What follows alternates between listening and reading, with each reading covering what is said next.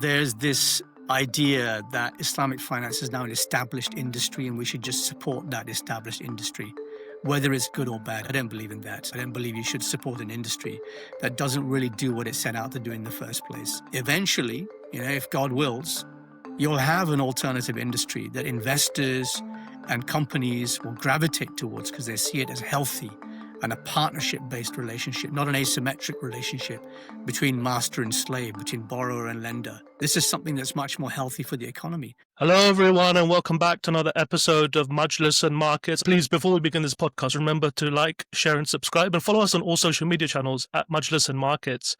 But now I'd like to introduce or reintroduce my guest for a second time on the platform, Harris Irfan. Harris, assalamu alaikum. Wa alaikum assalam. Thanks for having me, Hassan. Harris, it's really great to see you this time. I know we did on audio, and I was in Dubai at the time when I was recording. I actually recorded on my phone, which was really good. And the audio quality actually turned out really, really good. And I was just telling you just now before we started recording, out of 77 episodes, you're the second most listened to after our pilot episode. So I'm really grateful for you coming back on the platform.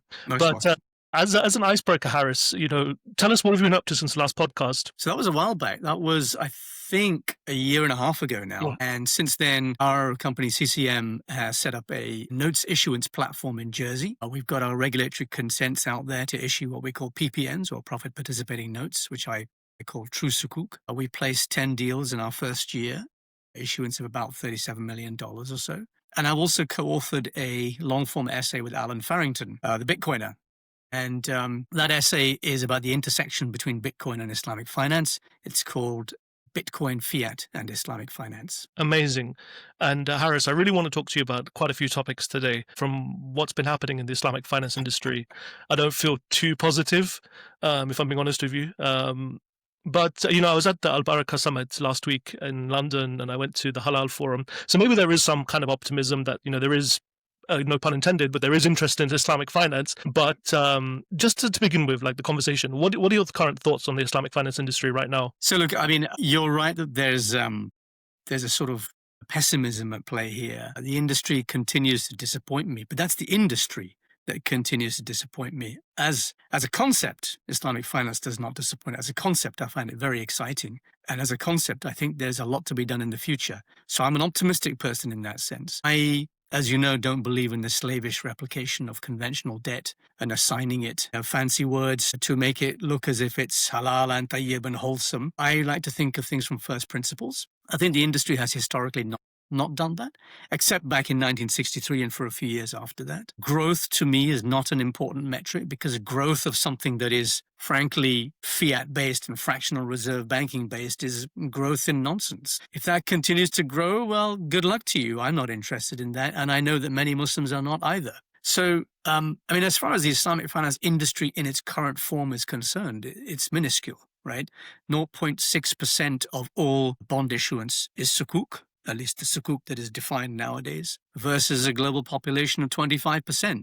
So as much as Islamic bankers like to pat themselves on the back and say, what a wonderful job we're doing in this industry, it's nonsense. Of course they're not. It's a tiny number.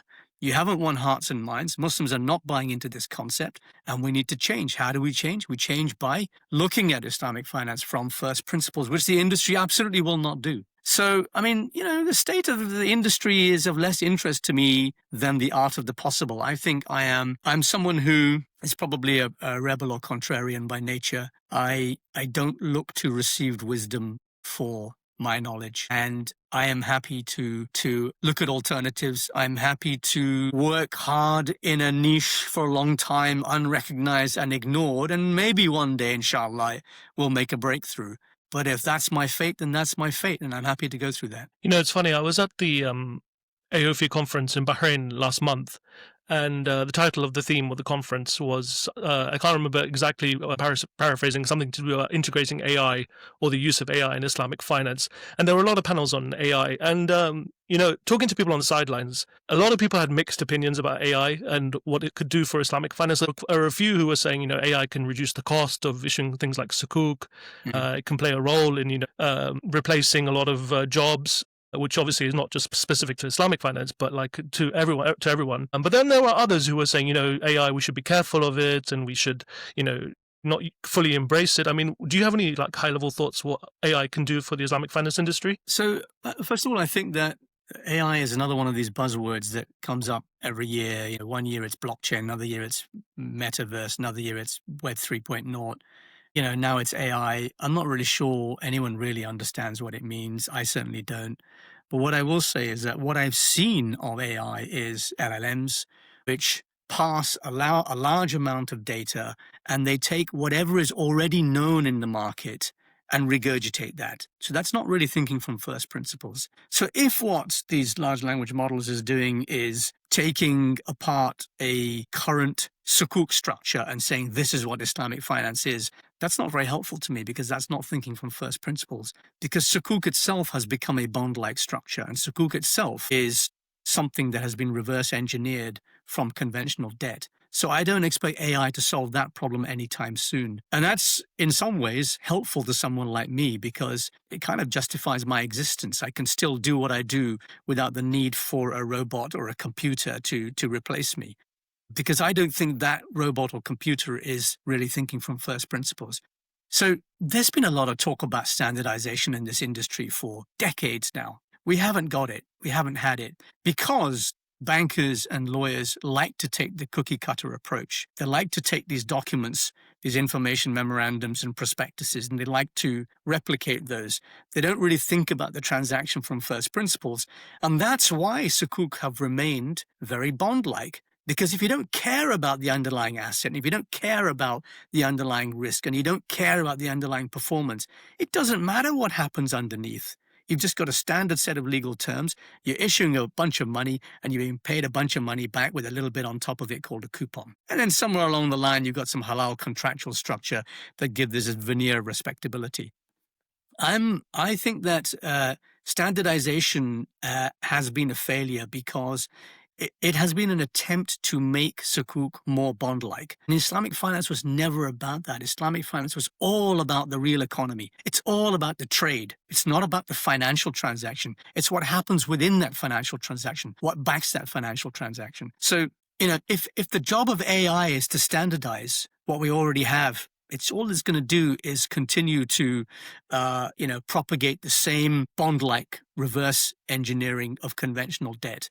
And I'm not too fussed about that. One of the things that we've been doing at CCM, at Cordoba Capital Markets, is creating an entirely new financial product.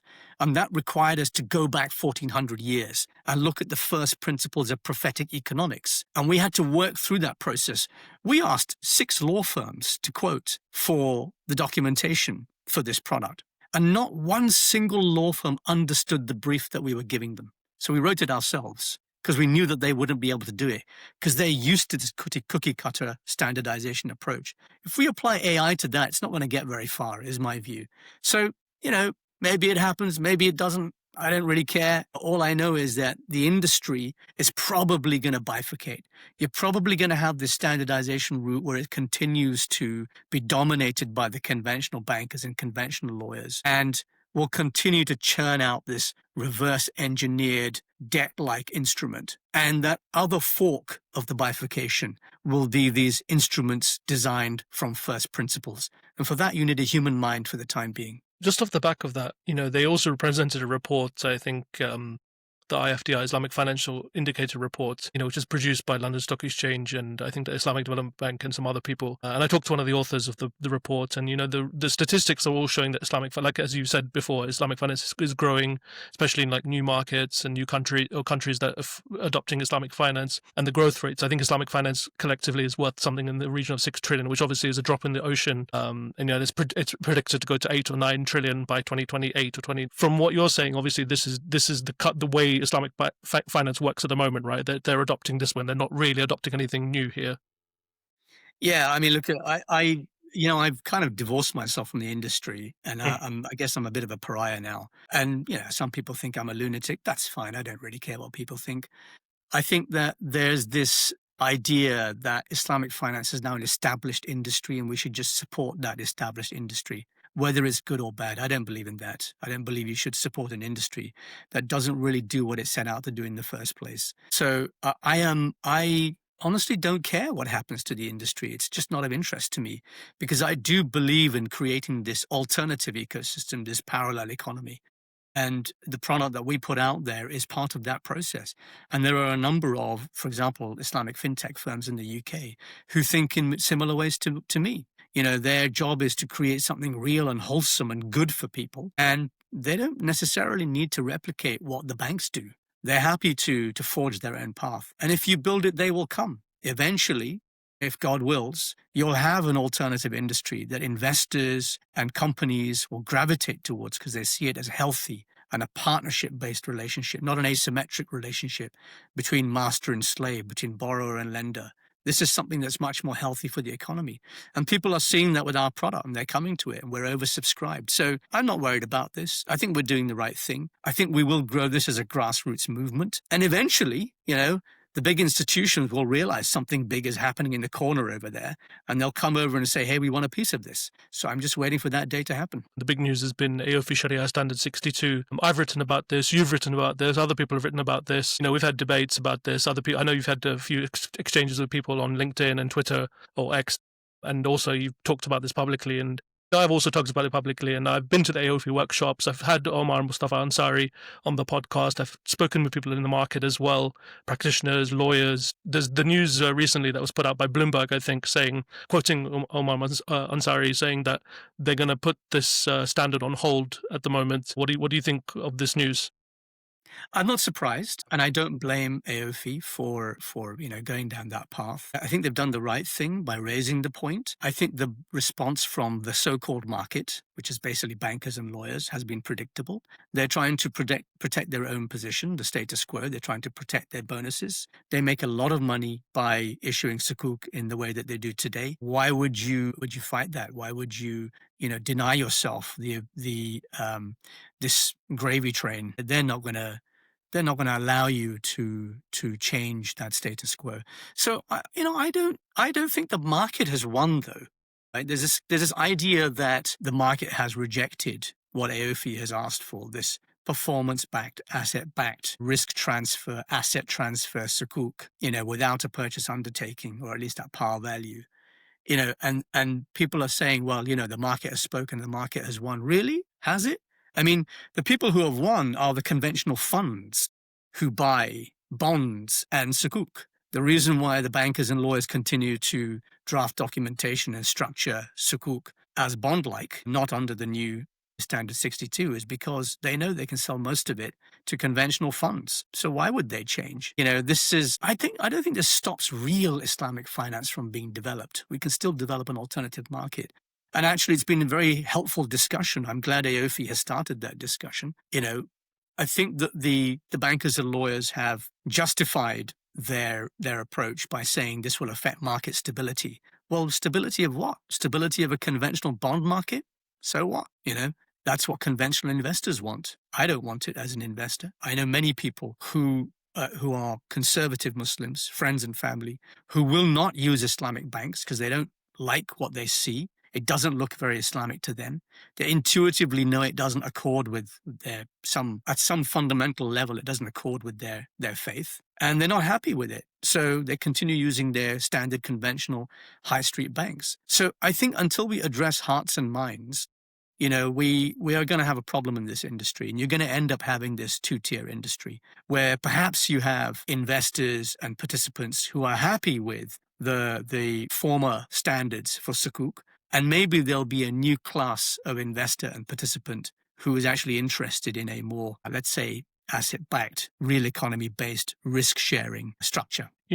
I was in Dubai a couple of months ago, and I mentioned this to a lawyer who is actively involved in the Sukuk DCM market, that capital markets for both conventional and Islamic. And I mentioned this point to him, and his response, and he agrees with me or agrees with us in the sense that, Sukuk are basically replicating, from a credit perspective, are basically similar to bonds. But his response to me was like, look, I get what you're saying. I hear what you're saying. I agree with you completely. From a religious perspective, I can't deny this, he said. But he said, we as Muslims, or we as Islamic finance, need to build critical mass, is what his answer was. Building critical mass. He says, once we build that critical mass, then we can start enacting change, he said. I mean, what do you think of something like that? My answer to that is, mate, seriously, come on. That's just lazy. That is lazy talk. Because you've had 62 years to be precise, to build critical mass. If you haven't done it by now, you never will. So stop talking about it. Clearly, you're doing something wrong. Go away, think from first principles, and start again. This idea that we're going to affect the market and we won't build critical mass and you've got to have momentum and it's a good thing. You've got to work with central banks. You've got to work with the regulator. You've got to work with the establishment. You have to have a critical infrastructure of big banks and big law firms. This all sounds very wonderful, but we've been doing it for decades and decades. And here we are still at 0.6% issuance of global bond issuance. I mean, come on, let's get real here. So I'm not very sympathetic to this argument. Harris, what would you say then? The big question, even if Standard 62, when it does come in, whenever that is, whatever form it comes in, is the question of enforceability, because everyone knows that AOIFI is not a legal entity per se. It's just a standard setter, and it offers kind of best practices. But at the end of the day, it's up to the regulator of each jurisdiction to enforce this. And if I'm being really honest with you, even in Bahrain, they don't fully enforce AOIFI standards on all their Islamic financial institutions. And I believe the UAE is the only country or the only jurisdiction which central bank uses AOIFI standards as law. It's enshrined in law. Now, isn't this a bit of a challenge? Like if the AOIFI is coming up with all these standards, other countries don't recognize it. At least let's give investors the choice. At least let's give them a label. Maybe AOIFI can do a label for sukuk that meet the AOIFI standard 62. Right? It doesn't have to be enforceable by law, but at least give them that choice. We can walk past a chicken shop in London and it's got a little halal label on the bottom of the window, and we can choose to go in there or not. It's not enforceable by law. Now, one of the challenges, I think, is people have this idea that if we were to enforce AOIFI standard 62, that we would have to have legal title transfer and movement of assets into a vehicle. You don't have to do that, right? You can have beneficial ownership or beneficial interest. You can have master lease, sublease arrangements. You don't have to kick in, double stamp duty, for example. There are many ways that you can do this. People come up with reasons why it can't be done, which are easily surmountable. So I don't think those are structurally or legally or commercially surmountable obstacles. And I sincerely think that you can have a form of standard 62 that is palatable to the market, that is commercially and legally and tax-wise realistic. It doesn't have to involve the transfer of assets into a vehicle, at least the legal title transfer. And you can meet all of the underlying performance requirements, all of the underlying risk of an underlying asset, which is the point, which is the hikmah behind standard 62. So all of that can be achieved. But, bankers and lawyers will try and find reasons why. They'll state instability, they'll state market dynamics, they'll state, we're going to cause a problem, it's too complex, there's too many legal stuff going on.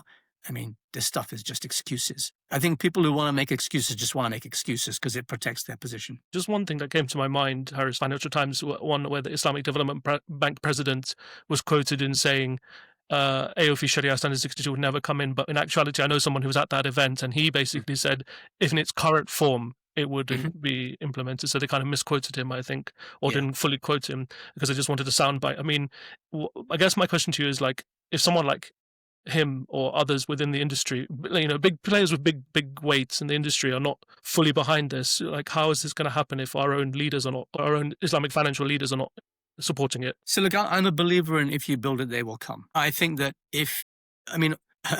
I often think of the hadith that Islam started as something strange and will return to something strange, so give glad tidings to the strangers, right? And I think that's a very useful hadith because it can be applied to so many things. In the modern business world, people like Steve Jobs have said, here's to the crazy ones, right? They're the ones who actually make a difference.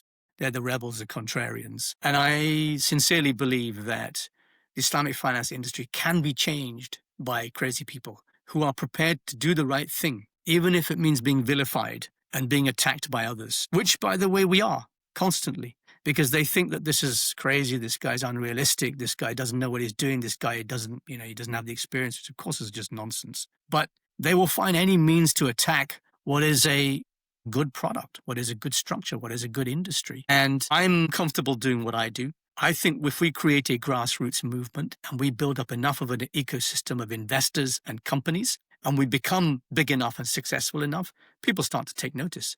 That's how Deutsche Bank started things in the early 2000s. Within the Deutsche Bank infrastructure, we were a skunk works team, right?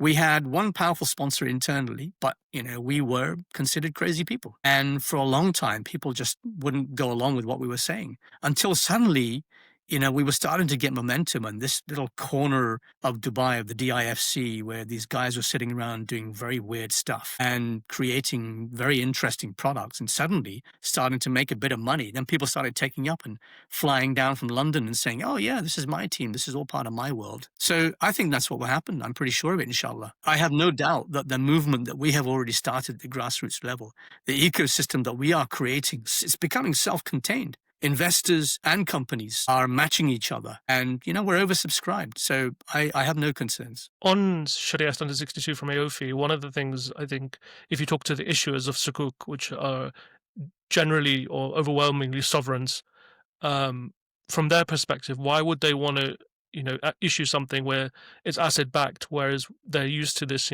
cheap credit? I mean, I'm just talking from the issuer's perspective, hypothetically. I know if you were back in your Deutsche Bank days, how would you convince them to be on board with such a thing? I mean, look, there is a large industry which is asset-backed securities. It's just a different type of instrument. It doesn't have to be a bond-like instrument. There can be a massive industry for asset-backed securities. So I don't see it as an either-or. You can offer both, and it gives issuers the opportunity to tap a new form of liquidity. There's a huge market out there. As I keep saying, that 0.6% number, I mean, that number should be 25. It isn't. So that's the untapped market. It's trillions of dollars. That's the size of that untapped market. People just don't realize that. They see this few billion that they keep issuing every year, and they think that's a great number. It's a terrible number. So I'm pretty convinced that, if you build it, they will come. If you offer that product, if you tell issuers, this is the new market. And that's what we tell our clients. Our clients are companies, mid-sized international companies who are raising money. And, they now have a healthy relationship with their investors. They grow with their investors. This form of financing is flexible. It's backed by real trade. They have to perform. Investors are aligned with them. Investors will put more money in as they see success. Banks just, hold up. They stop their credit lines after a certain period of time. This is a very different form of financing. It's much healthier for both parties. So I think once clients start to see this, they will go for it. Do you think also part of the problem is, a lot of the sukuk is concentrated in the GCC and smaller parts of Southeast Asia? And like you've just said, ABS, right? But ABS in the GCC or in OIC countries is still very underdeveloped. So isn't it better to try and develop the ABS market first and get these real money buyers? Because if you look at the buyers of sukuk, majority of them are Islamic banks, which are on the credit and debt side. So wouldn't it be better to create an ecosystem before you start trying to change things? So look, here's what we're doing. Most of the companies that we're financing are located in the UK with international operations. And not all of them are in any way particularly halal certified. Obviously, they're not vice businesses. They're obviously doing permissible business, but they're not certified as halal necessarily. So these are companies that are just good companies raising money. And the reason why we're not starting this process in the Middle East, for example, is because the legislative, the legal, the regulatory, the tax environment it just works in a place like the UK, right? So you get a company with operations around the world. You can take a share pledge over that company in the UK without any bother. It takes several months in one of the Gulf jurisdictions, for example.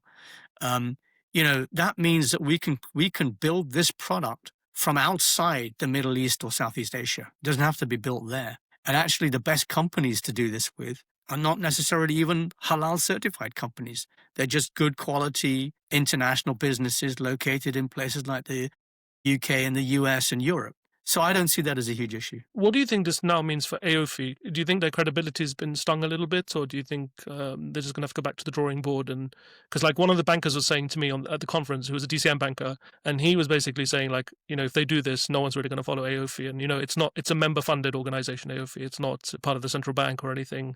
I mean, does this impact their credibility, would you say? I don't think so. I think that people will recognize that there was a level of, there was a pushback from a certain segment of the market. I think people will know that the incumbents had something to protect, and these things take time. I think also the fact that this conversation is now out there will give firms like mine actually a boost. We're even more emboldened to continue with our mission. We know that this is a conversation taking place. Others will do the same thing now. And I firmly believe that a two-tier market, a parallel market would develop. So I don't see this as a problem. I think AAOIFI have done the right thing, and they can even apply this label separately to our sort of sukuk. And I'd be very happy with that. That would be wonderful because it demonstrates to my investors and my clients that we are just one step better than what the rest of the market is doing. You know, Harris, if we really get into it, right, the proposed change or proposal that AOFI Sharia Standard 62 was saying it's asset-backed. In actuality, sukuk are supposed to be, well, majority of sukuk are asset-based at the moment. But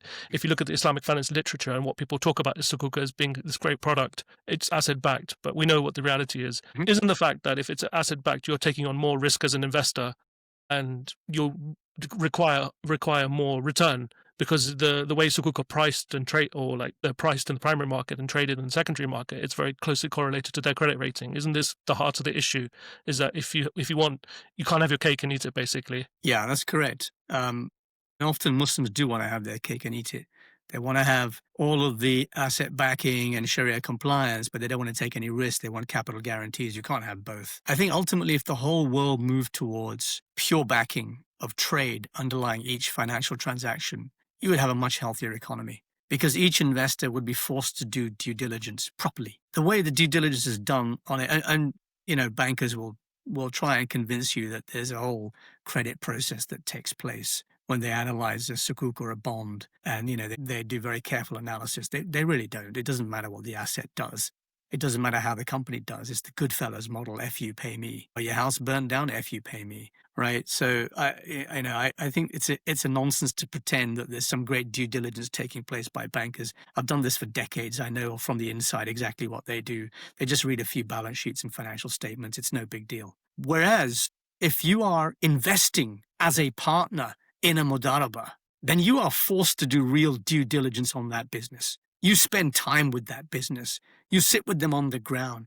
You follow the flow of money, every penny from the moment it leaves the investor's account to the moment it comes back to the investor's account. You know exactly how that money went through the system.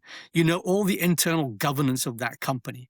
You know all the operational controls. You even put your own people inside there, like fractional CFOs, for example, to make sure that business is run properly. That's the level of due diligence that you do. So I'm not a VC throwing 20 darts at a dartboard hoping one of them sticks. I'm a guy who throws one dartboard and I want it to hit the bullseye. That's how we operate. So this, I think, is a fundamental difference in how we operate and how the market, the Islamic finance market, should operate. And that's why I think it's very healthy for the market. So I'm not concerned about this. It just brings me back to a story. I remember when I was a financial journalist working for a newswire, and IFIM from the World Bank issued the sukuk for immunization for children. And this was back a landmark deal in 2014, I think it was about a decade ago. Really great deal for everybody, the bankers, the people who bought the sukuk. And, it was for a really good social cause, helping for children to be immunized in the third world countries or in developing countries, let's say. And I was talking to a guy who worked in an Islamic fund, which bought the sukuk in the primary. He placed about $100,000 ticket in it, and he was really happy. Met the portfolio mandate, everything was great. And I met him a couple of days later, and he said, "I had to dump the sukuk." He said, and I was like, "What do you mean?" I had to dump it. I couldn't place the order because I had my boss telling me, "We're not a charity. We're here to make return." It fulfilled all the criteria, but at the end of the day, does not mean about return. Will this not impact the return? Is what I guess my question is like people are more interested in their returns than actually investing in something that's good and good for society and good for everybody. Yeah. Look, I'm not offering anything charitable. I'm not saying that, just by investing this money in this company, you're going to change the world. I'm saying you get a competitive return. You get a better return than what you're being offered by sukuk or bonds, right? But to the extent that we can, we're able to de-risk this investment in certain ways. For example, capital control, segregated bank accounts, bankruptcy remote vehicles, etc. So all of those techniques that people use in bonds and sukuk to de-risk, we use them as well. The difference is we offer upside as well. So, going back to the same point, there's nothing charitable about this at all. We're not doing this because, we think that by investing in this, you're somehow going to be rewarded in the afterlife, right? Unless that's your niyyah, of course. But actually, this is a high-quality financial investment that has been de-risked, that has been very carefully analyzed, much more so than any sukuk, probably more so than any PE fund. We're very careful with the due diligence we do. We're giving you upside. It's very healthy. You're getting more of a return. And if all companies did this, you wouldn't have the boom-bust cycles that we always have with highly leveraged companies that then have to give away all their stock to the banks. During the AOIFI conference, during the networking sessions and coffee break, got talking to a guy from the Central Bank of Afghanistan. They've had a lot of political turmoil and change over 2021. And he was telling me about how Islamic everything is and how everything's becoming more Islamic. But then, he mentioned about the IMF, going to the IMF for financing or going for financial aid and going to all these other multilateral globalist institutions. Do you think, or why do you think Islamic economies or Islamic countries are not really supporting a true Islamic economic system? Well, I think economics is essentially received wisdom and it follows from political ideology. So if your politics is to play the good global citizen, then, you take loans from the IMF, you offer them something in return, that benefits the master and you keep drinking the Kool-Aid. That's how the modern financial and monetary system works. And, you take a country like Pakistan, which has gone to the IMF, I don't know, for 24 times, and it gets poorer each time. So Afghanistan is now playing that same game. It wants to be seen as a good global citizen. So, of course, it has to go to the IMF to be a good global citizen. Whereas what we ought to be thinking is, why are we doing this? What fundamental reason is there for going once again to borrow money in a hard currency that we can't support and we earn in a soft currency? We'll never be able to support that repayment. We'll end up paying half our GDP in interest costs, and we won't be able to fund healthcare and sanitation and women's rights and all of this stuff that are supposed to be part of the UN SDGs. We'll never achieve them because we're too busy paying interest on our loans to the IMF. So obviously, as you know, my solution is to find a hard form of money. I believe that hard form of money is either going to be gold or Bitcoin. And I'm an advocate for Bitcoin because I see it as a form of future money. Certainly already it's becoming a global reserve asset. And I sincerely think that a country like Afghanistan should have jumped on this years ago. I actually advised somebody in Afghanistan to do this. And he was a scholar. His response to me was, brother, we should first of all give them Islamic banking. I was like, you completely missed my point. You completely missed my point because what you're talking about is reverse engineering fiat fractional reserve banking. Again, so all you're doing is continuing. And if you want to solve that problem, you need to earn in a hard currency. Yeah, no, the gentleman's response to me was, well, I need to buy wheat and commodities and fuel for my economy and I need to buy it on the international market, is what he said. So I understood his position, but even if you look at other countries in the Islamic world or OIC countries, a lot of them seem very attracted to or very on the debt binge. They want to issue a lot of debt and they want to just, build their economies and stuff. But I guess like none of them are really wanting to go out there and completely disassociate from other global organizations. Yeah. Yeah, I mean, it's obviously they're in a very hard position because, they're economically weak, they're politically turbulent. This applies to many countries around the world, and they feel that they have no choice but to go to the IMF. But when you go to the IMF, there are strings attached, always. President Sisi got a $6 billion loan from the IMF. The next thing you know, he's building a concentration camp in Rafah. So these are the strings that you get attached. I find it amusing when the British say we shouldn't be paying so much in foreign aid. We shouldn't be giving whatever it is, 0.5% of our GDP to foreign aid. What they don't realize is that's a huge net benefit to the UK because that foreign aid has strings attached. And the UK gets a lot more out of that foreign aid than foreign countries do. You mentioned about Bitcoin and currency, Harris. There's been a bit of news also, I don't know if you've seen it, that Saudi Arabia, or Bahrain first and foremost, introduced a framework for stablecoins, and also Saudi Arabia is rolling out stablecoins, and this UAE is also getting involved in the CBDC, central bank digital currency. Why do you think a lot of these countries are liking the idea of a stablecoin? Because to me, a stablecoin doesn't really solve the problems. And I think that this institution in Switzerland put out a paper in the summer talking about the flaws of a stablecoin. Do you have any thoughts on why they're doing this? So, I mean, I think once again, it comes down to sort of FOMO. There's a fear of missing out. Maybe they don't quite understand the implication, but they see the rest of the world is doing it. They better jump on that bandwagon. I think that's part of it. I think there's a danger of mixing up CBDCs with stablecoins. CBDCs obviously are something slightly different. I mean, these are central bank digital currencies, so it's essentially a sort of ultra surveillance. Every transaction that is done by a citizen is now essentially recorded on a centralized ledger that the government sees, and I see that as a form of surveillance. Stablecoins may be something a little different. I think there's a place for it, by the way, which is perhaps surprising coming from me because you know that I'm a Bitcoin advocate. But I think there is a place in a contained ecosystem for example, trade-backed stablecoins. You could have an ecosystem in which OIC countries are trading with each other, and each of these trades is tokenized in some form. It could be like a PPN.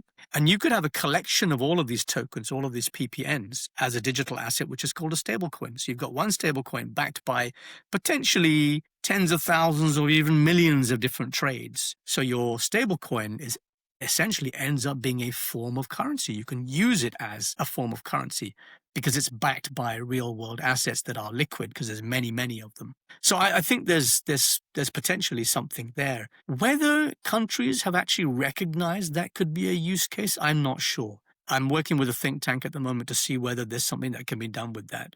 But the jury's out, I think. And on CBDCs, why do you think they're bad? I don't want the government tracking everything I do.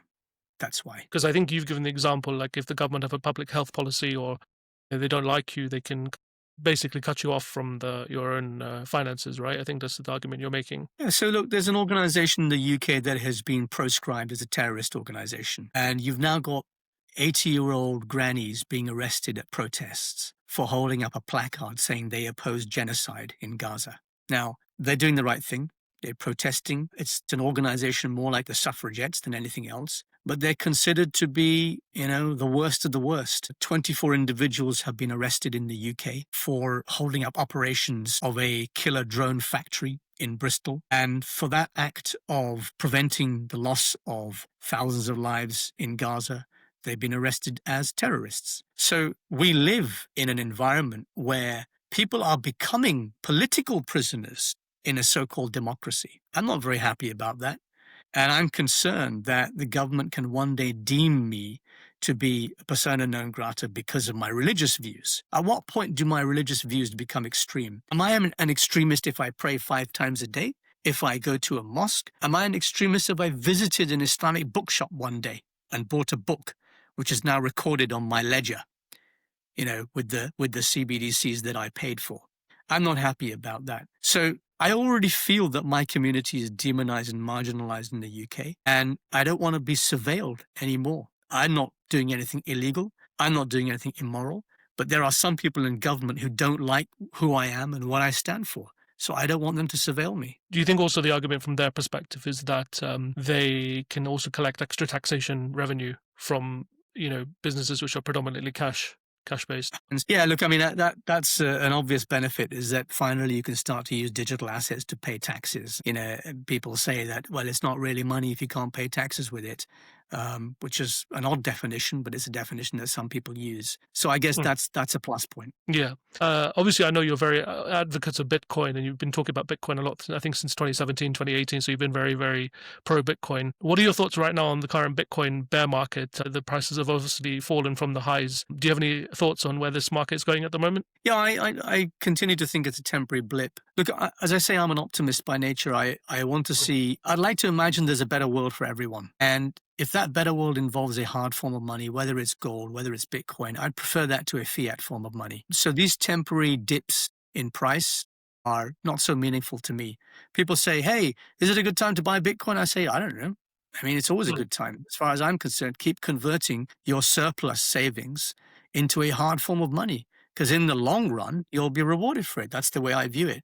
If you look at the chart of Bitcoin since 2009, any 3-year period, you've always been up. You've never been down over a 3-year period. So look at it on a long-term basis. And that period of time is narrowing all the time. So if you compared it to a graph of the gold price since 1971, post-Nixon, then you'll see a similar trajectory. That volatility is decreasing over time. Now it's at the volatility of tech stocks, right? So that volatility is decreasing all the time. It's becoming an increasingly more stable form of money. You will get dips, fine, but treat it as a long-term store of value. That's how I treat it.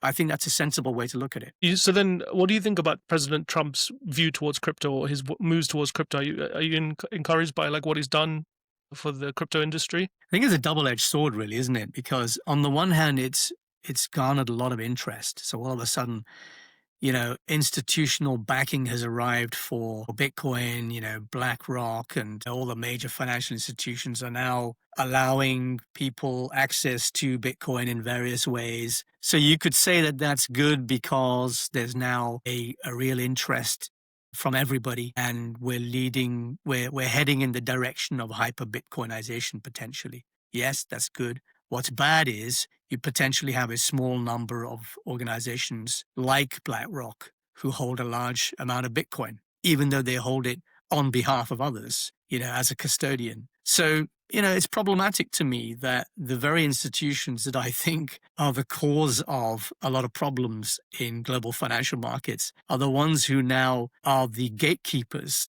to a sound form of money. And I hope that people start waking up and realizing that the essential purpose of Bitcoin was freedom money, was resistance money. And if it's going to be freedom money and resistance money, it's got to be self-custody, or at the very least multi-institutional custody. But if you allow it to be held only through an ETF via BlackRock, that's problematic, I think. So I hope people start waking up to that. So there's good and bad there. Yeah, that's what's interesting to me is that a lot of these companies, big American companies, are buying Bitcoin as a form of reserve. I was watching a video of Michael Saylor, who's very pro-Bitcoin. Why do you think a lot of these companies are buying Bitcoin? Do you think they've lost their trust in the greenback? Yeah, I mean, I think there's a level of uncertainty. We don't quite know what Trump is going to come out with next. So people are allocating to gold. Actually, silver has risen a lot in the last month or so, and Bitcoin as well. And that's really boosted that price as a hedge against financial Armageddon. So, I have a feeling that spontaneous de-dollarization is on the way, and people are finding a place to park that money now. Nobody knows what the future holds, but I know that for me at least, I consider holding Bitcoin as a way to de-risk myself, not increase my risk. Do you think that Pakistan, there was a report in the FT a few months ago about Pakistan wants to be a crypto hub within the Islamic world, and other countries as well, Turkey, Iran, you can talk about Indonesia as well. They all want to be on this crypto. Do you think like OIC countries can take advantage of things like Bitcoin and other cryptocurrencies? So as you know, I tend to be skeptical of crypto in general. I think 99% of crypto is either a project to enrich the developers or in some cases a scam. Whereas I think Bitcoin just sits apart from that. It's just a form of hard money. That's how I see it. It's a strategic asset. I think there may be some interesting technology behind some forms of digital assets and cryptos, smart contracts, for example. But as forms of money, I don't see anything other than Bitcoin as being useful. And I think that when countries like Pakistan have a crypto initiative or a crypto project, they should be careful to separate the idea of sound money, hard money, reserve assets from technology that can do something else. And my fear is at the moment they're lumping it all together and they're saying, hey, crypto, crypto, crypto, not Bitcoin and technology. So it's important. I mean, I like what the Gulf states have been doing. They've set up, virtual asset regulatory authorities, for example. They have set up legislative environments, regulatory environments that allow the development of, for example, exchange platforms, tokenization platforms, maybe even stablecoin development. This is fantastic. This is about the technology, right? My fear with Pakistan is that they're kind of jumping on a bandwagon and saying, yeah, let's throw our money at, Monero and Solana and Litecoin and XRP and Ethereum that's not. I don't think that's very healthy. I think that's jumping on bandwagons and it's hoping for the best. That's a scattergun approach. It's not very strategic. So I hope they focus on Bitcoin as a hard asset, as hard money, as a global reserve asset, potentially one day as a medium of exchange, if not today. That's my fear. It seems to me a little bit of a play to woo crypto investors like the Trump family to invest in Pakistan. So obviously there's a political angle to it as well, I guess, right? Yeah, no doubt there's been a lot of grift here. So, as you know, I consider 99% of crypto to be not worthy of my time. So, that to me is just white noise. I just ignore it. Harris, as we bring the podcast to a close, there's just two areas I wanted to ask you. One that's really close to your heart is the state of Islamic finance in the UK. I know you've got a view on this. You've obviously played a big role in this industry, in these shores for a long time. Give me some positivity. How do you feel about the Islamic finance industry here at home? So I think the future is with the Islamic fintechs. There is a small core group who are ideologically aligned, producing great products, have great people, and they support each other. And their customers have not embraced the banks. Their customers they may not be experts in finance, but they intuitively know something is wrong with Islamic banking. And they are the ones who are patronizing these new emerging Islamic fintech companies. So I have a lot of hope that hardcore group of very highly qualified and able and hardworking entrepreneurs are creating something genuinely market moving. And I believe they'll move the needle. So I'm actually very optimistic for the UK Islamic fintech industry. However, there's one caveat, and that is the UK is not an economy with a growth mindset, even though that's the rhetoric that we get from the government. It's very much a sort of cost center mindset.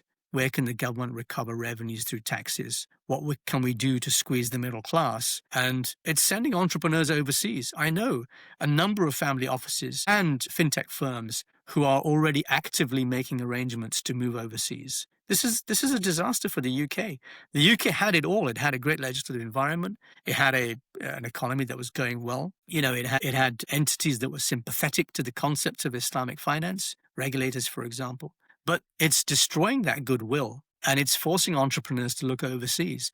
So all these great UK Islamic fintech firms with fantastic ideas and great products are actually already in the process of looking to relocate, and that's a huge disaster. So I think some reversal needs to take place at the government level in terms of tax policy and so on to keep these very important companies here on side. The problem, of course, is that historically our numbers are not very high. Islamic finance is not an industry that's made a lot of money in the UK. For many years, it was loss making, and so the government looks at these historical numbers and says, well, it's not really something for us to focus on. But what will happen is those companies will go overseas, make a ton of money overseas, become very successful, get bought out, and there will be companies in Abu Dhabi and Doha and Riyadh and Kuala Lumpur and all of these other places, maybe even the US. But it won't be the UK, and I think that will be very sad. And what can the government do to remedy that, do you think? Honestly, at this stage, I'm feeling they've gone too far. That's my fear. My fear is that so many have been tipped over the edge now. So many are in the process of relocating.